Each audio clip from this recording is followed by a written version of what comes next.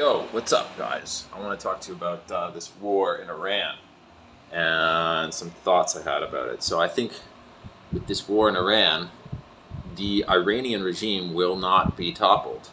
It will continue on.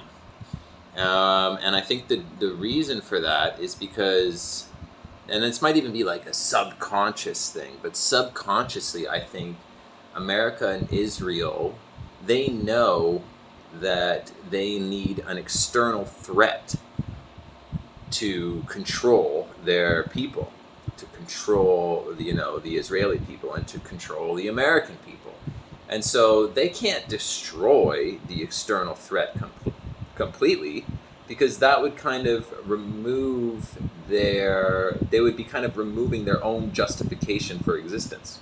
It's kind of like a mafia thing, like, how the mafia, they would kind of, be in neighborhoods or whatever, and they'd be like, oh, pay us to protect you from this other mafia who would, extort from you.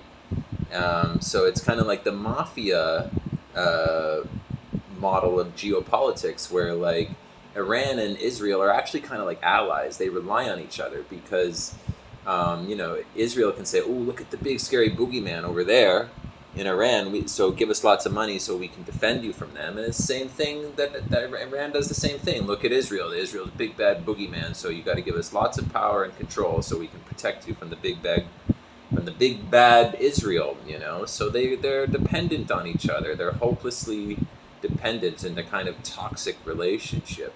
So yeah, that's why I'm saying I don't think the Iranian government will be toppled, because it's against, this sounds counter, like against what you've heard in the media, but it's against the interest of the United States and Israel to topple the Iranian regime because of the reasons I stated earlier. So yeah, this is just some crazy bullshit. And I think, they go in the Americans are saying, oh, we want to free the Iranian people. Like, bullshit. That's not what's going to happen here. I think what's going to happen here is these actions that the Americans and Israelis are doing are just going to help solidify the grip that the Iranian regime has on its people. So the Iranian regime is going to have even more justification to control the people of Iran. It's just like, oh, it's just such bullshit, man. And in the meantime, of course, billions of dollars will be spent on weapons, and the contractors, the weapons manufacturers and contractors, they'll get nicely rich.